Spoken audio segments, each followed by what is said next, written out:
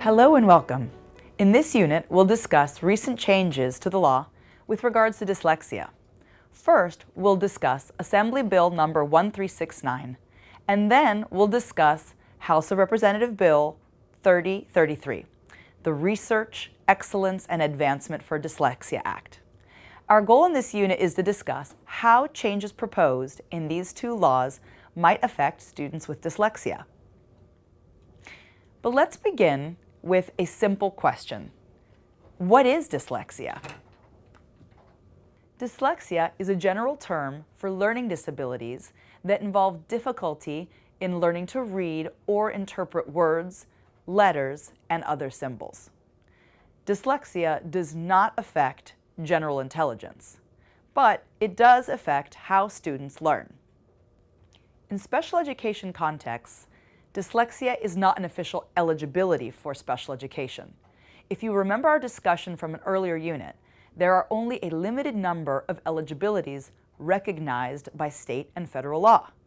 Students who are dyslexic generally receive special education services under the specific learning disability eligibility category. Now, let's take a look at some of the changes that Assembly Bill number 1369 has added. Let's begin with a little bit of background. As you can guess from the title, this bill was introduced into the California Assembly. It was approved by Governor Jerry Brown on October 8, 2015. Let's discuss the changes that the law made. 1. First, the bill expands the definition of learning disability. The bill actually adds phonological processing to the description of basic psychological processes, which are covered under the current learning disabilities definition. Why is this important, and what does this actually mean? Well, phonological processing is defined as the ability to see or hear a word, break it down to discrete sounds, and then associate each sound with the letters that make up the word. The addition of psychological processing to the existing definition is a good change in the law, because those who have dyslexia may have difficulties with words and letters. This new, broader definition of dyslexia is important because it recognizes that dyslexia may affect more than just reading and writing difficulties. Second, the law now requires the Superintendent of Instruction in California, who is basically the head of the California Department of Education, to develop program guidelines for dyslexia. These guidelines are meant to add to the body of knowledge that exists for a disability that is oftentimes misunderstood. These guidelines will assist regular education teachers, special education teachers, and parents to do some of the following things: better identify and assess students with dyslexia, and plan, provide, evaluate, and improve educational services to students with dyslexia.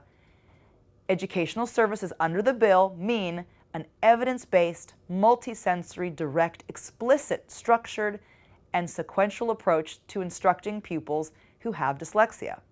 This is a vital part of the bill as it defines educational services and gives us what services should be encompassed. Number 3, in addition to laying out the need for guidelines, the law provides a framework of what should be included. Among the information that should be included are the characteristics typical of students with dyslexia and strategies or plans to help reverse or correct the learning disability, and information to assist educators in distinguishing between characteristics of dyslexia and characteristics of normal growth development. These new guidelines will hopefully help make dyslexia a more commonly understood disability. Let's hope the changes in the law help parents and teachers identify dyslexia quickly so that students can receive the help that they need. Number 4, finally, in addition to laying the framework of what should be included in the new guidelines, the law also states that these guidelines should be developed with community input. The law encourages the state to consult with teachers, school administrators, educational professionals, medical professionals, parents, and others involved in the identification and education of students with dyslexia. These guidelines should be completed in time for use no later than the beginning of the 2017-2018 academic year. Now, let's take a look at the H.R. 3033, Research Excellence and Advancements for Dyslexia Act. The Act became law on February 18, 2016. Building up to the passage of this law, Congress found that as many as 1 out of 6 American school children may have dyslexia. Because of this, Congress decided to find ways to fund research related to dyslexia. This act makes 2 important changes. First, the National Science Foundation, or NSF, must include in its annual congressional budget money for a Research in Disabilities Education program, which is a program that helps strengthen the participation and achievement of students with disabilities in science, technology, engineering, and mathematics.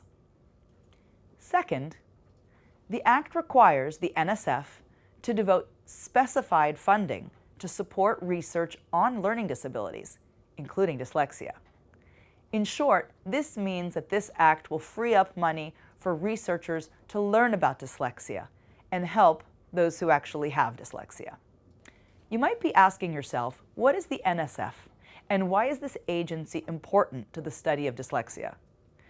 Well, the NSF is an independent federal agency created by Congress to promote the progress of science, to advance the national health and welfare, and to secure the national defense.